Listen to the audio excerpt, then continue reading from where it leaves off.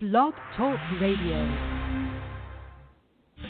Hello, and welcome to Shedding the Bitch Radio, where you can discuss, debate, and get advice on how to discover and shed the bitches of fear, insecurity, self-doubt, and negative mindsets so you can realize your dreams and life purpose and create and accelerate the riches you want in life.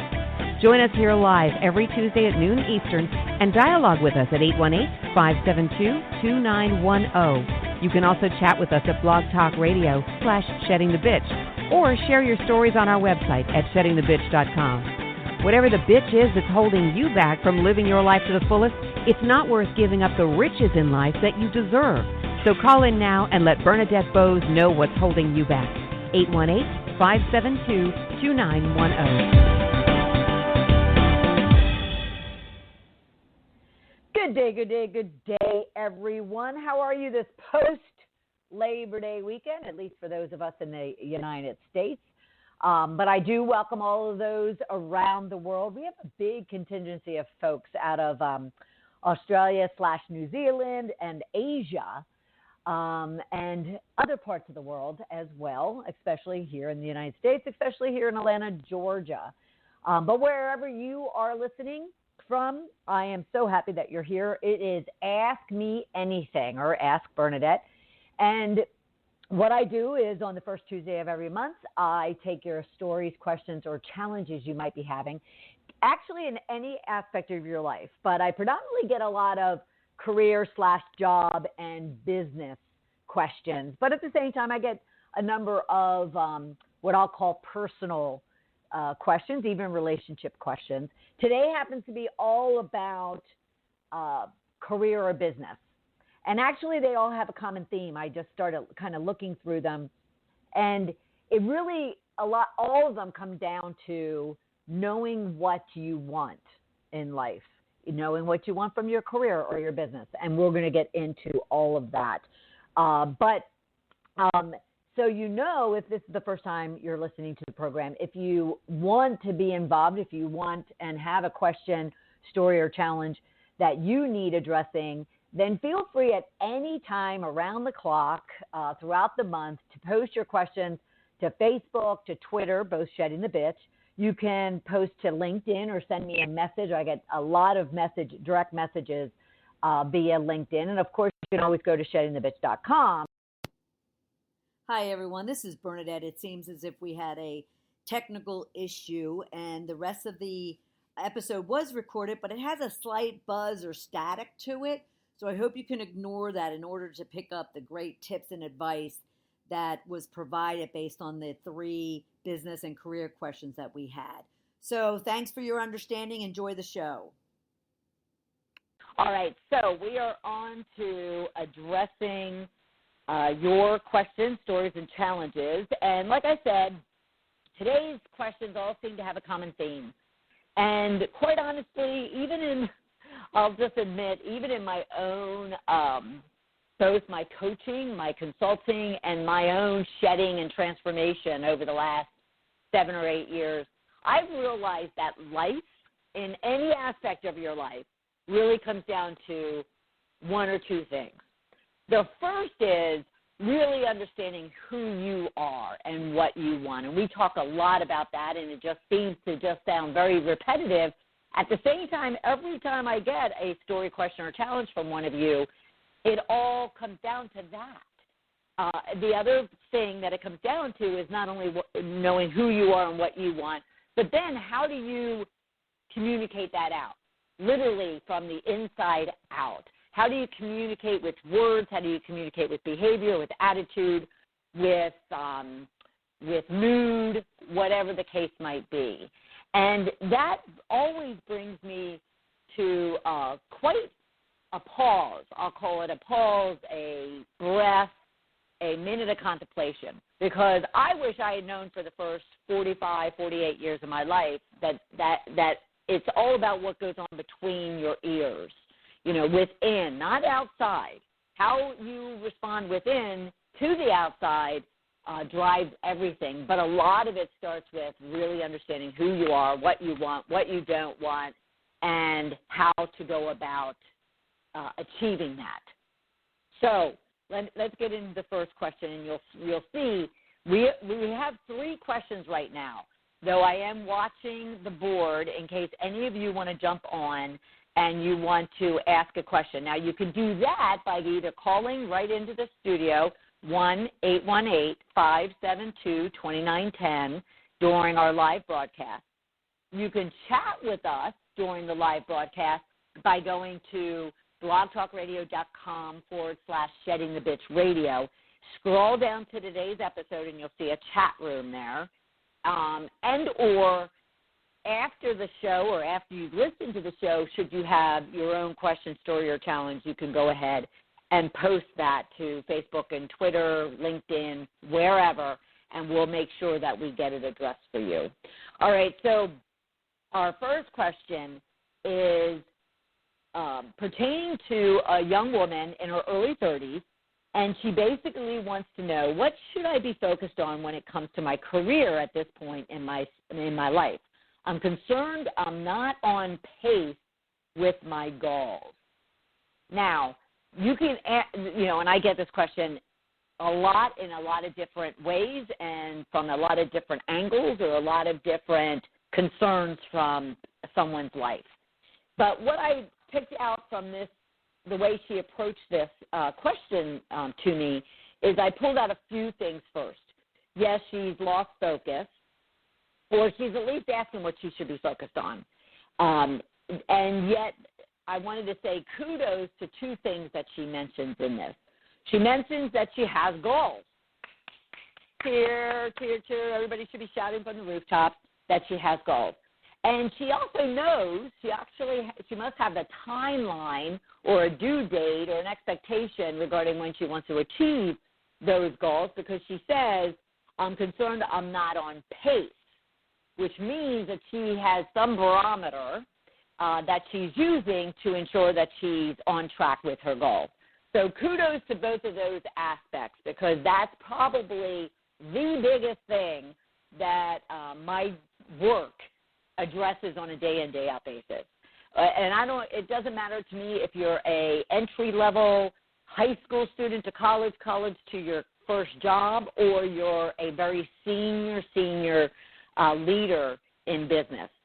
When it comes to people actually understanding what their goals are, having them written down, and actually having them paced, as this young woman expressed.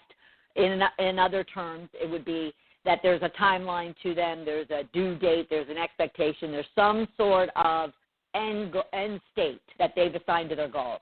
Those 2 things are the biggest things that I work with individuals on a day in, day out basis. It's simply getting them to articulate in words, in writing, what their goals are, and then applying a timeline to it. Now, it gets a little bit deeper into that, and I'll just mention SMART goals for now. I won't go into a lot of details on them. You can always go to sheddingthebitch.com or even blogtalkradio.com and go to our radio show, Shedding the Bitch Radio, and Google SMART goals, because we have, we have a number of guests and even Ask Bernadette episodes that address SMART goals. So SMART goals is that acronym for SMART, being specific about your goals, having measurements against those goals, ensuring that you know what actions you need to take to achieve those goals,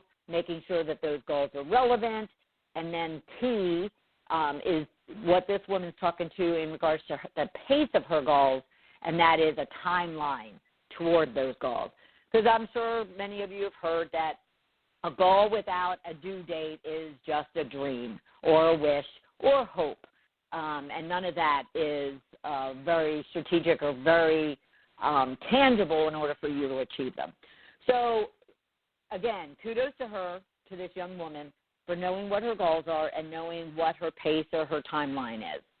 Now, when it comes to really her wanting to understand what she should be focused on at this point in her life, she didn't give me enough details in regards to where is she, what is her specific job role, what type of industry does she work in, and what level is she at right now.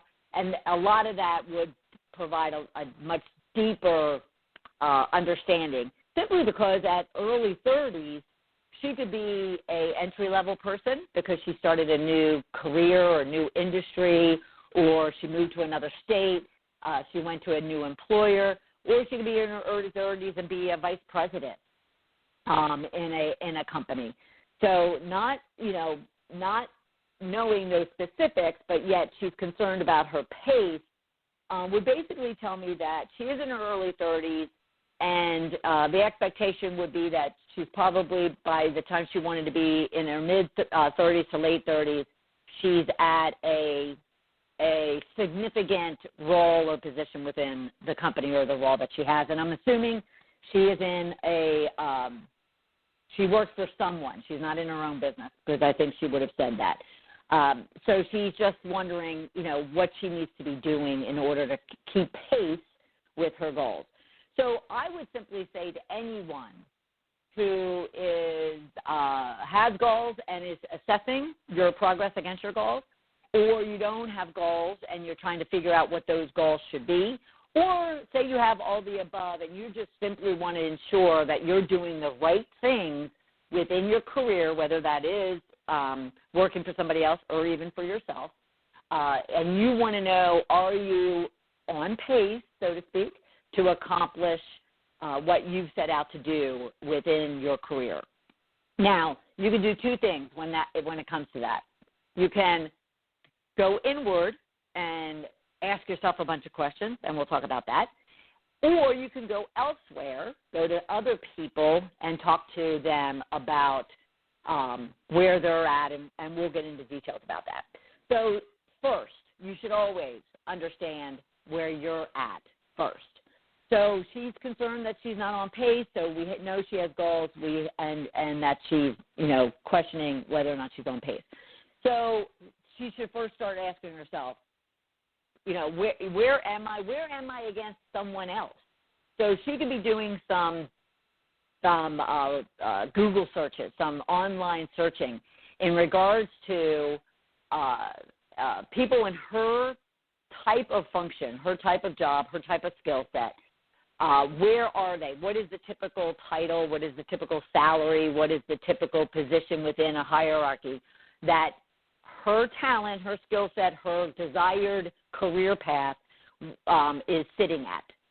And what I mean more so to that point is, say she's a store manager in a retail company, and like she says, she's in her early 30s. If she was to Google her job title, her job position, the type of companies that are similar to the type of companies that she has, what job openings or what job positions do they have? And granted, you're not going to really understand an age. So early 30s is going to be difficult to assess anywhere, because no one's going to tell you what age bracket falls for a particular title or position or function of a business. But you can tell by someone's job description for a particular role as to what type of expectation, roles and responsibilities, skills, qualifications, experience and expertise are they looking for that level of which she's at today or what she's looking to go toward. LinkedIn is another great place that I send my clients to, that if you are even looking at your LinkedIn profile and want to know if it matches up to other people within your function, within your industry, within your even desired career path, you could be looking up and Googling or searching in LinkedIn for your job function, your job title maybe, the skills, and assessing, what is your career path or what does your profile in LinkedIn look like compared to others, and or where are you at? What have you accomplished? What have you achieved? What projects have you been assigned to? What skills do you have? What skills do you not have in relationship, not in comparison, but in relationship to other people? Because these assessments should not be, am I better or worse? Am I higher or lower? It's more so, where are other people and what are they doing? What am I doing? What do I need to do if I want something new or different from where I am today? So I would be asking this individual for her to sit down and assess herself first of what does she want? Where does she expect to be? What does she want to be good at? So if she's in a particular role today and she's wondering if she's on pace or if she's, on track and kind of working toward that goal that she has, well, where does she really want to be? Is she going toward a set of skills, a set of responsibilities, a set of roles, a set of titles, a set of qualifications that she really wants to be on? I know a lot of people, especially in their mid-20s to late 20s, they all want to be, big shots. They want to be managers. They want to be directors. They want to be VPs. They want to be leaders, so to speak, expecting that means that they need to, manage people and they need to have a team. And they don't recognize that some people are not meant to manage and other people are. Some people are meant to be leaders as individual contributors, and some are meant to lead a team of people and manage a team of people. And a number of people that I'll even work with will kind of go a different track once they kind of go down that path and they realize what it is that role or that career path is expecting from them. And that is okay, because you might learn that you're not the best individual contributor, or you're not really fulfilled being an individual contributor, yet at the same time, you're not a really good manager or leader, and therefore you would work best as an individual contributor. So she should first kind of ask herself a lot of questions in regards to that, and they should be current questions and future questions.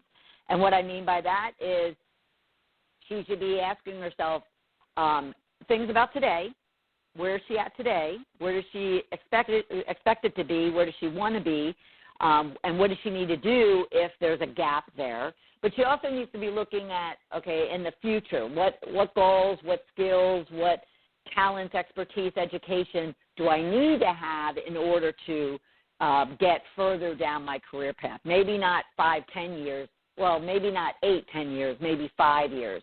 And am I on track, and am I setting myself up to be able to accomplish and address those things, to keep pace, as her words are, to keep pace with her goals. Now, the other thing I strongly suggest people to do, and this is where most fall short, is they're so kind of in their head and looking down and in their job and the task at hand. They never kind of look up and realize that there's a lot of people around them that could also be providing them a lot of guidance and a lot of information regarding whether or not they have the right goals and they're, working at the right pace, or they're working at the right means to accomplishing those goals. So go elsewhere to talk to people. And what I mean by that is that you may not necessarily have a mentor or a sponsor or an advocate, and we could talk about that another time, but there's a lot of other people that could provide you information, even assessments, in regards to where you're at today, what are your strengths, what are your areas of improvement, what should your expectations be in regards to skills that will be needed, qualifications, education, talents do I need to have in order to get to the next level or the next level after that. You could be asking them about, okay, well, I'm trying to get an idea if this is even the path that I want. And again, this doesn't matter if you're in your early 20s, early 30s, or early 60s. You always want to be kind of assessing if you're going the path that you want to be going, and or you're going to want it once you get there. So, for example, on that point is a lot of people start working at something only to realize that they don't want it. And I'm not talking manager to individual contributor. I'm talking, I've known a number of entrepreneurs who went toward a type of business that they wanted to start for themselves because it was trendy, because it was making a lot of money, because it was a passion of theirs, a hobby, or something that they've loved since childhood. And they landed up spending a lot of time, money, and effort pursuing it, only to realize that they don't want it. And and it's caused them to lose interest in it, even as a hobby or a passion that they had for themselves. A number of writers find that they think they want to be a writer, and they go off and they give up their job, or they make a lot of sacrifices around their job. they go off to want to be a writer, and then they realize that lifestyle, that lack of, not lack of, but that lifestyle of a writer and the effort that it takes to be a writer, especially a paying writer, is not, it really doesn't give them the creativity and the joy on a full-time basis that they had when they were just doing it part-time. Even I've had to assess that for myself over the last 5 or 6 years as I started moving into doing a lot more writing. Is that something I really want to be doing full-time versus doing it from a hobby, passion, part-time perspective and continuing to coach and consult and speak and doing the radio and those kind of things. So just want to ensure that you and or this young lady, when it comes to really assessing whether or not you're on pace with your goals and whether or not you're focused on the right things, ask yourself that first and then ask other people around you. And I will end this by saying, and it doesn't have to be just at the people in your workplace. It could also be other people outside your workplace, in the industry, but outside your company. It could be outside the industry, but a similar type of role. The beautiful thing about LinkedIn and the group function in LinkedIn is you may not have like one-on-one relationships with the 500 or some odd individuals that you're connected to on LinkedIn. And many of us who are very active on LinkedIn, we have thousands of connections on LinkedIn. We're not necessarily, just like Facebook or Twitter, we're not necessarily best friends with these people, and we don't talk to them on a regular basis to the point of having that type of mentoring, coaching type of relationship. However, the group function on LinkedIn and even the messaging function on LinkedIn gives you an opportunity that if there are people in your LinkedIn connections that are in a similar role or in a role you're pursuing, then you can reach out to them and ask them for advice and thought leadership and ideas regarding anything. And I do that quite a bit. I'll reach out to them regarding subjects or topics or their love and interest in, for instance, writing or in their coaching business or in their consulting business, whatever the case might be. So I would, advise this young lady that if she really wants to know if she's on target and if she's focused on the right thing, ask other people around her if she's focused on the right thing. All right, we're going to take a quick break, and when we get back, we'll continue our conversation and our questions from you. In regards to our next question will be somewhat similar but in a different angle with a graphic designer. So we'll be right back. You are listening to Shedding the Bitch Radio with Bernadette Boas. We are inspiring individuals around the globe to discover, confront, and shed their bitches of fear, insecurity, and negativity so they can create the riches in their career, business, and life they deserve. Be sure to check out Bernadette's book, Shedding the Corporate Bitch, Shifting from Bitch to Rich in Life and Business, available on Amazon and sheddingthebitch.com. We also want to thank our sponsors, North Georgia Tax Solutions, who offers a broad range of tax services for small to corporate-sized clients. Go to ngtaxsolutions.com to learn more. And Parker House Virtual Services, who provides virtual assistance and social media support for small to medium-sized businesses. Email Deborah Parker at deborahparker.va@gmail.com for more information. To become a sponsor or advertiser on our program, email us at mediarelations@sheddingthebitch.com. Shedding the Bitch Radio airs every Tuesday at noon Eastern Time. Be sure to go to blogtalkradio.com/sheddingthebitchradio and follow the program for all of the updates and announcements of our guests and show topics. Now let's return to Bernadette and Shedding the Bitch Radio.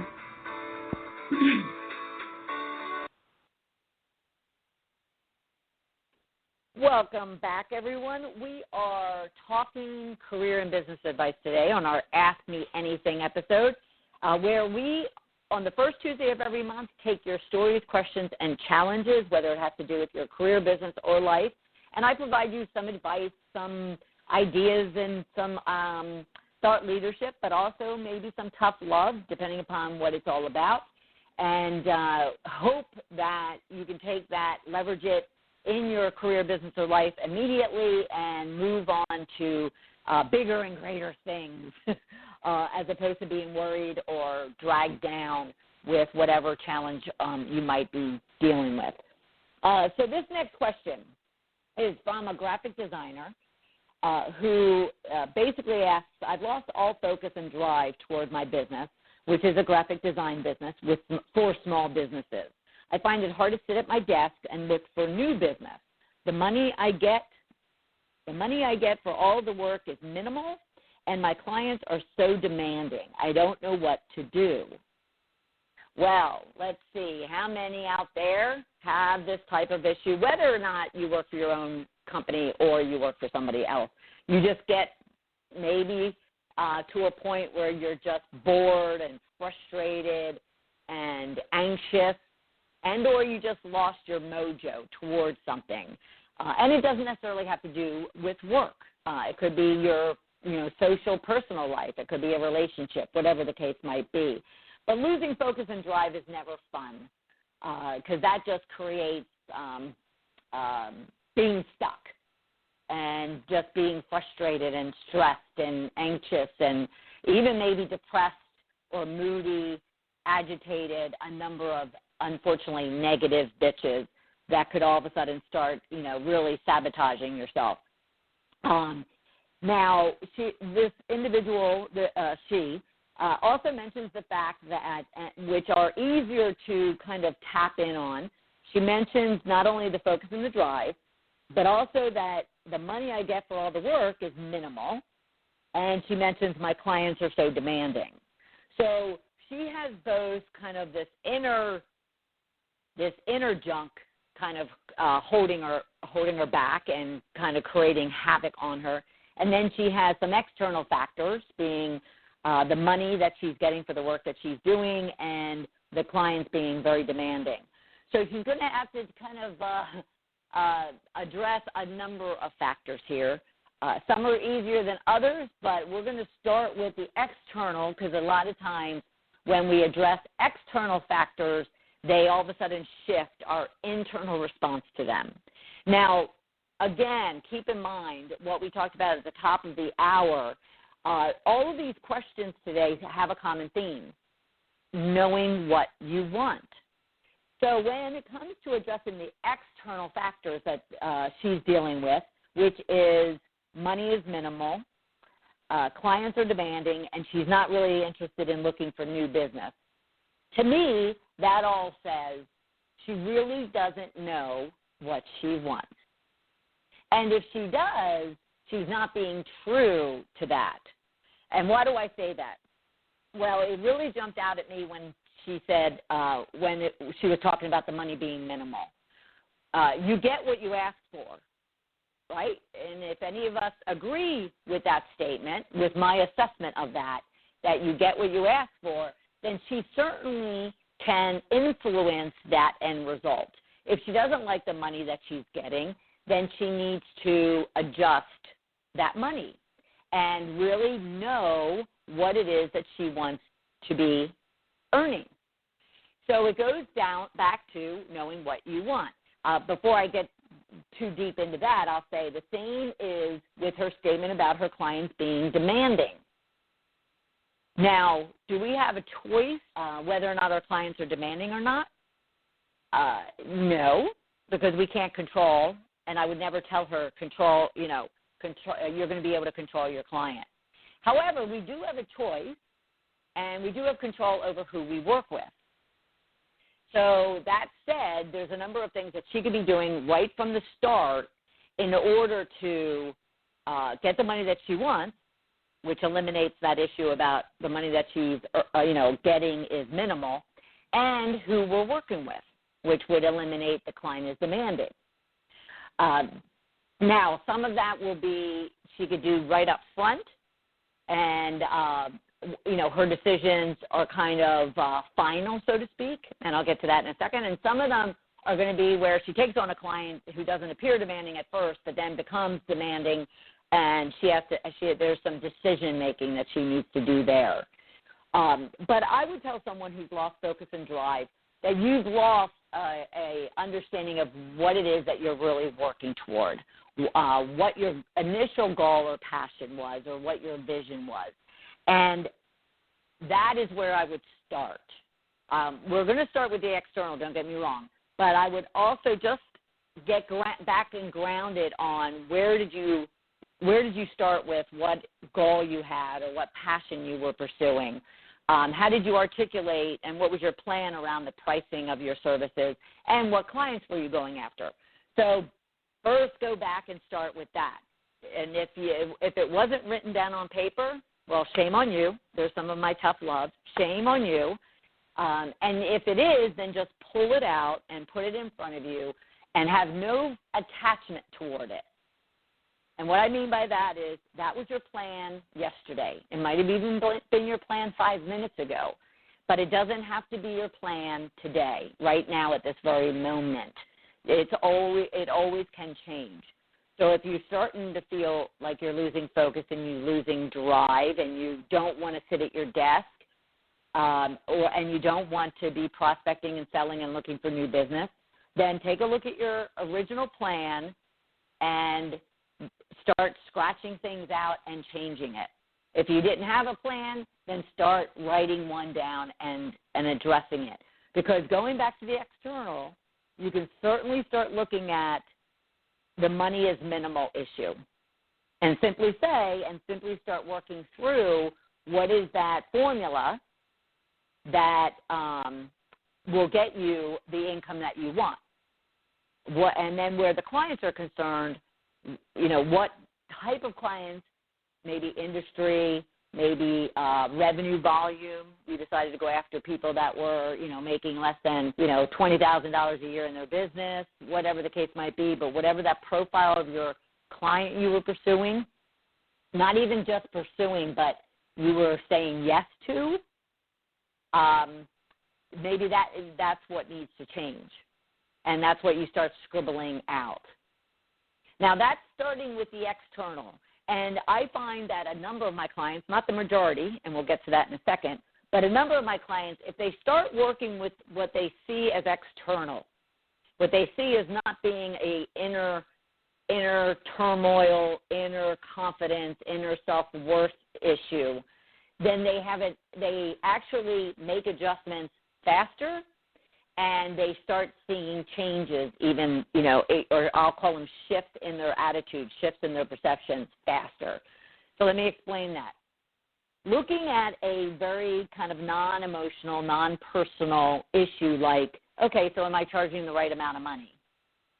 That's a matter of going online and comparing your rates to other rates. Ensuring that what you're doing and what your deliverable is, the quality of it, if it matches up with someone else and they're charging more, then maybe there's adjustments in your pricing that you need to make.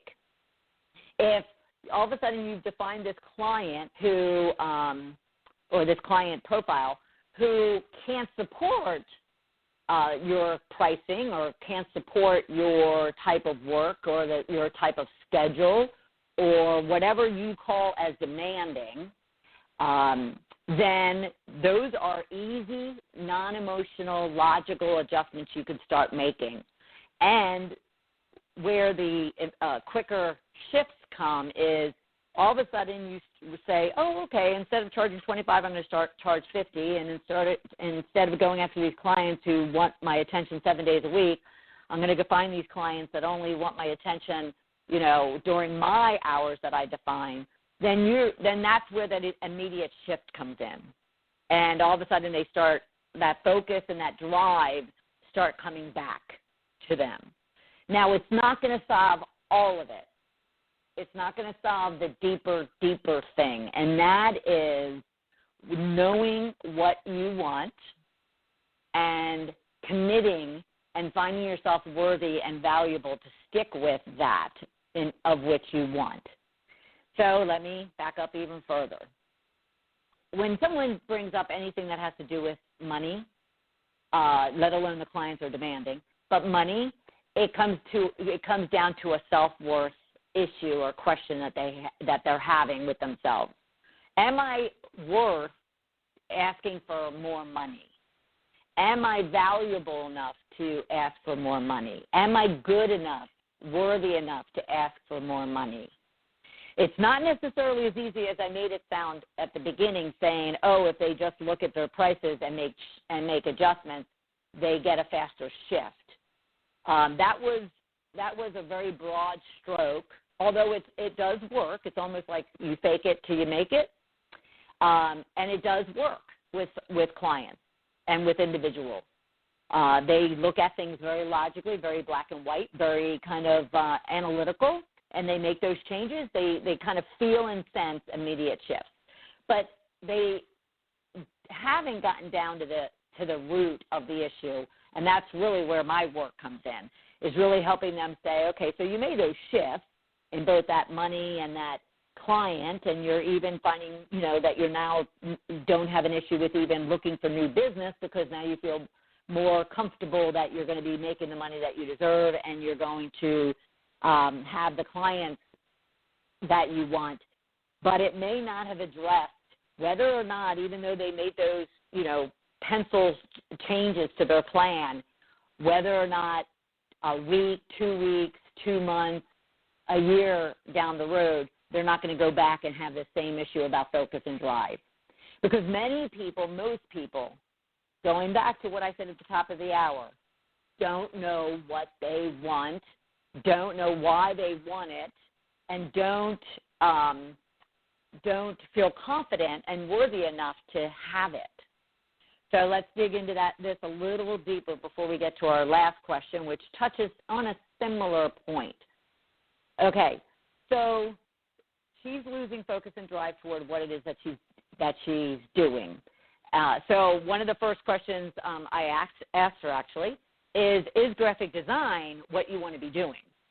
And she said, yes, I love it. I love the creativity. I love the freedom, the flexibility. So she started defining what she loves about it, which gets to what is it that you want. Now, when it comes to, I find it hard to sit at my desk and look for new business, that's actually two issues. Sitting at her desk is an issue for her, as well as looking for new business. Now, it turns out she works from home, which to many people sounds like a beautiful, wonderful thing. But even I can attest to you, and I've been working from my home for, a good 20-some-odd years, and a majority of that was with corporate, and it just so happened that I worked out of my house. Well, I found after I left corporate and I started out on my own, as this young lady has, that I'm actually much better when I'm with someone else, when I'm actually in an environment elsewhere outside of my home office. I am actually better if I have that energy of people, even if I'm not talking to anybody, even if someone's not across the desk from me. But I have a membership to a shared workspace, an office, that I can go in when I care to. And a lot of times I do. I broadcast my show there. I work with clients there, whatever the case might be. And I find that that's a much better situation for me because I do have this issue as well. It's finding it hard to sit at my desk. But she doesn't feel that she can afford that right now, and she is at home in her own space. But I simply suggested to her, then go out and go to Starbucks, go to Caribou Coffee, go to Panera's, go to your local wherever, and work there. Even if, again, you're not talking to anyone, if you need that energy around you, you need to get out of your, reclusiveness of your home office, then do it.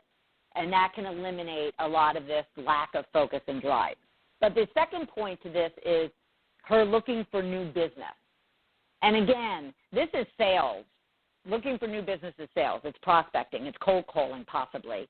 And a good number of people, including myself, mind you, don't enjoy it.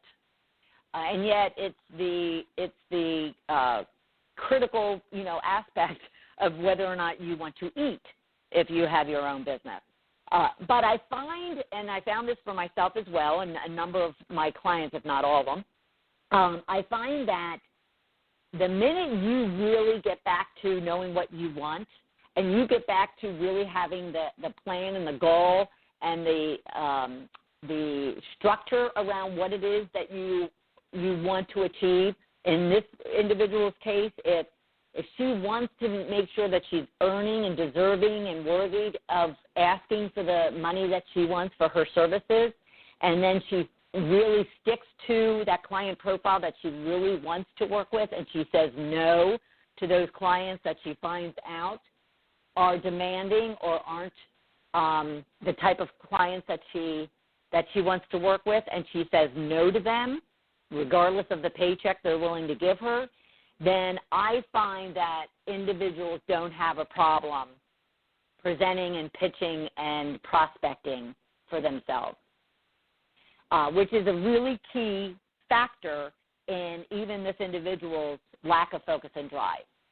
So, if she can start with the external and really kind of make those changes to the money that she's looking for and the clients that she wants to be working with, and then go internal to say, okay, am I comfortable? Am I confident? Do I feel myself worthy of asking for that money and saying no to a client profile that I don't want to work with? Then if she can get to both of those areas, then sitting at her desk and looking for new business will not be an issue. Make sense? So that is what I would suggest to this, or I suggested to this individual, is to kind of start external, and that is for a lot of people, and in this case for her, a quick way to make a shift. It won't take care of all of it, because again, if she doesn't take care of the internal junk, those internal bitches, those internal riches, and really stays true to what it is that she wants and what gets her passionate and gets her excited about the work that she does and the people that she helps and the money that she's earning, then she'll find herself back where she is currently, even after those small shifts she makes, because you have to stay true to yourself. You have to stay true to what gets you excited and what you believe and know your worth, if you want it to stick. If you don't want to find yourself back in the same position that she's at in this case right now. So that will take care of her. Now, this last question, and we're not even going to take a break because I want to make sure we can get to this last question, came at a breakfast meeting, actually, that I had, and he is what will I say? I don't want to call it mature, and when I say mature, I'm not even talking age. I'm talking expertise and where he's at in his career and in the particular role that he's in. But he's bored. He's bored and underutilized, and is basically the issue that he's looking to address for himself. So he's mentioned to me, I've interviewed for a job in a new group within the same company, and then all of a sudden, and he's very interested in that, and he got very excited about what that new job, role, responsibility, skill set would be, even the fact that it's a whole new group. He's been pretty much with the same group for a good decade or so in the same company. He doesn't necessarily need to leave the company, though if that opportunity came up, he would definitely want to be able to consider it at this stage in his career. But the crux here was the fact that not only is he bored and underutilized in the role that he's in at his job, he's excited about this new job in a new group. Then his boss, who happens to be new, his current boss, who happens to be new, comes to him and expresses the fact that he is, this individual I was talking to, this client I was talking to, he's the key to his boss's success.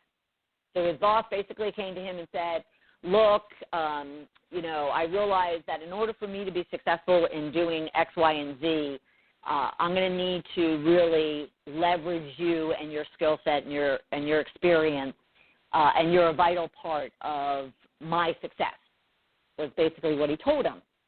Now, it wasn't backed up with anything. It wasn't backed up with, therefore, I want to put you in this new job, in this new role, with this new set of responsibilities, this new salary, this new promotion, raise. It basically ended with, just this comment that, he's vital to his success and was pretty much left it at that.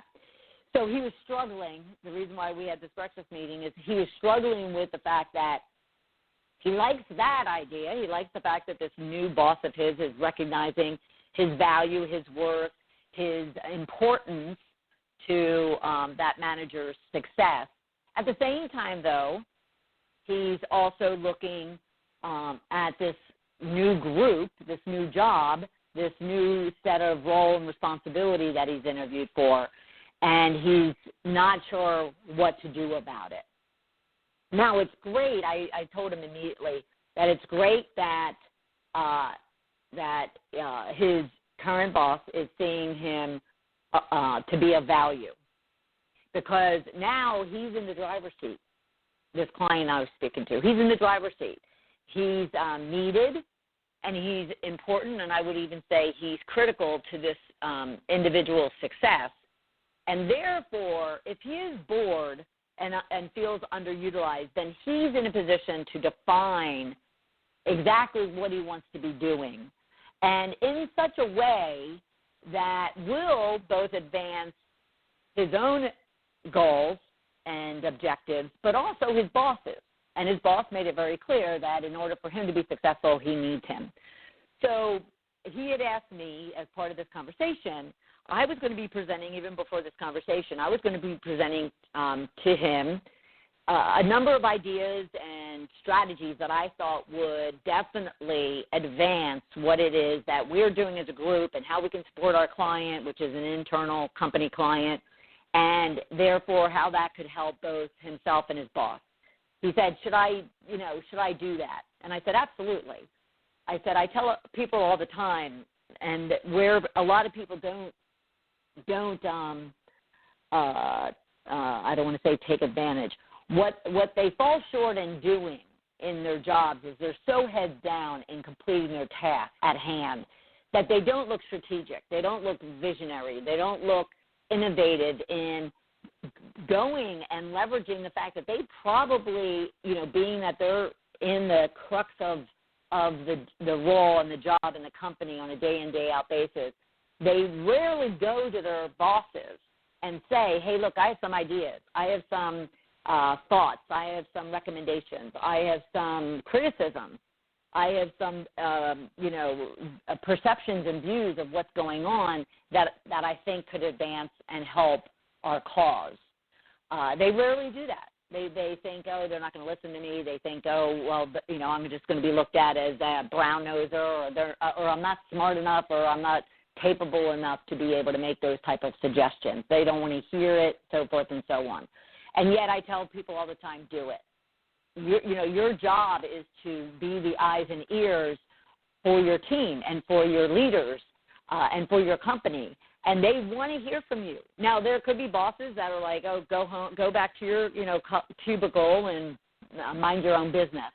But if anybody's a true leader, they're going to want your feet and ears and eyes on the street, helping them to recognize what opportunities there are in your company.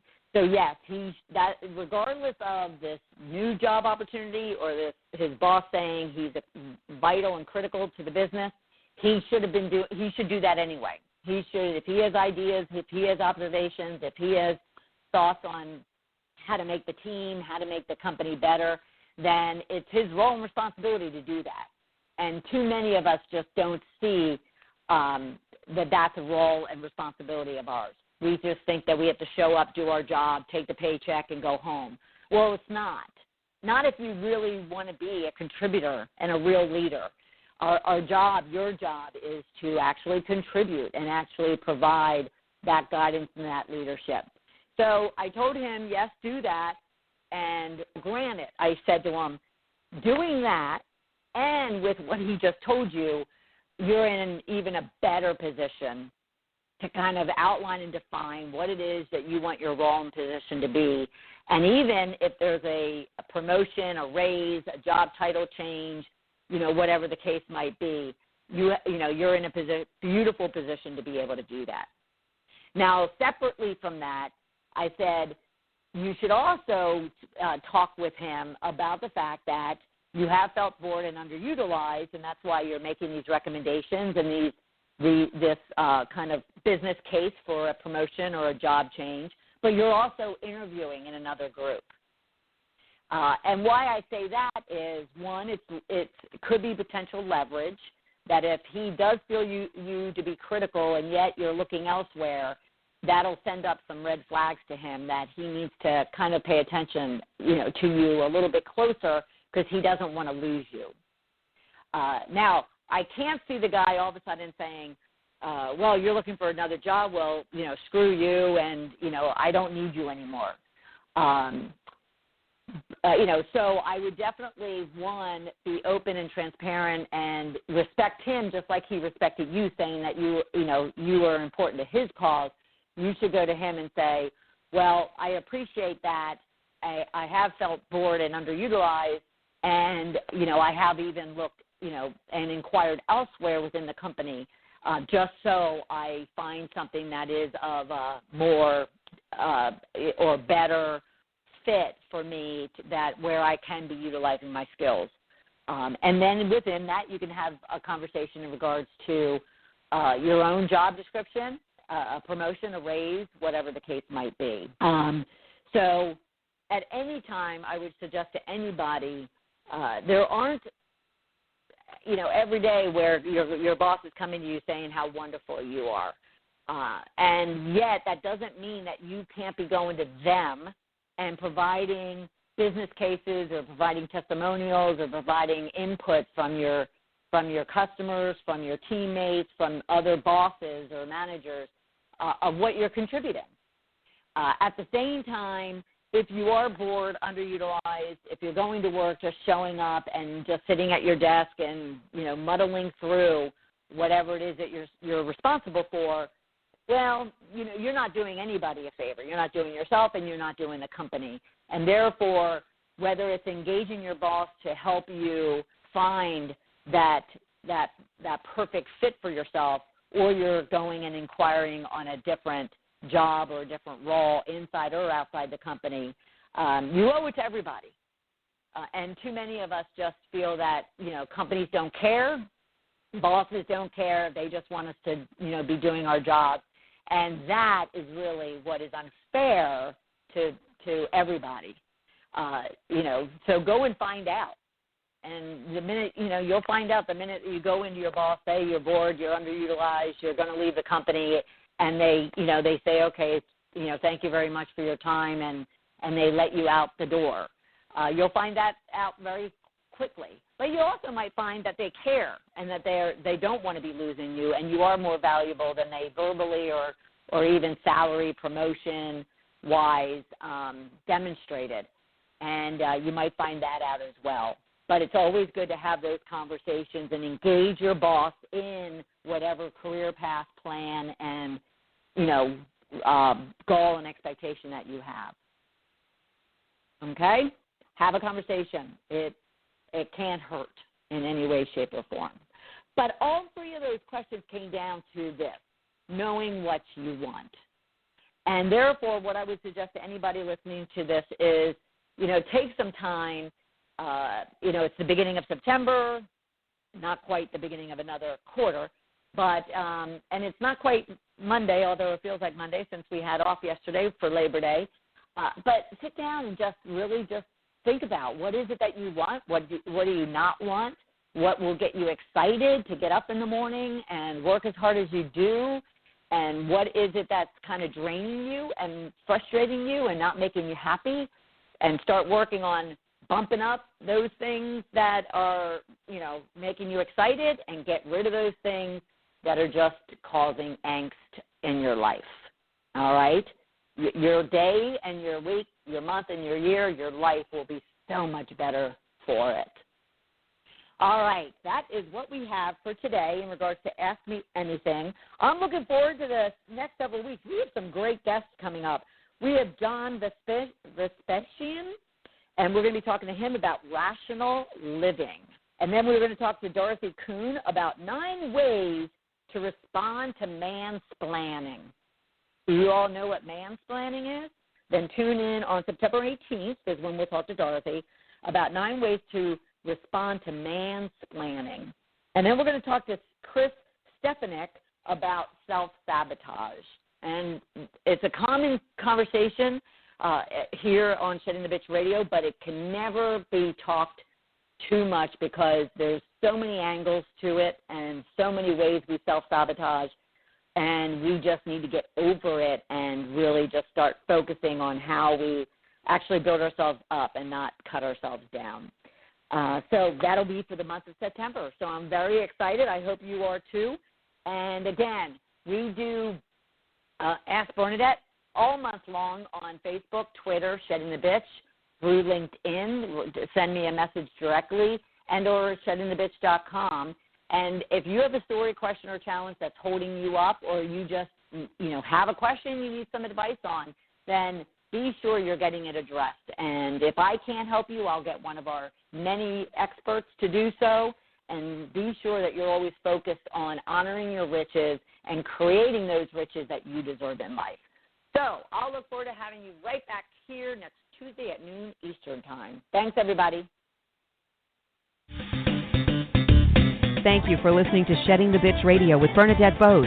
Join Bernadette every Tuesday at noon Eastern as she helps you shift your bitches to riches. And the dialogue is always going on at sheddingthebitch.com. See you next week. The Ram Summer Clearance event is here, and it's time to get to work. And working hard will build you a reputation, something that the all-new 2019 Ram 1500 prides itself on too. You'll see it for yourself with the largest available touchscreen in its class. Hurry into the Ram Summer Clearance event for a great deal and get up to 6 months of Apple Music on us. Class based on light-duty pickups. Visit www.ramtrucks.com/Apple for details. Apple is a registered trademark of Apple Inc. Apple is not a sponsor of this promotion. Ram is a registered trademark of FCA US LLC.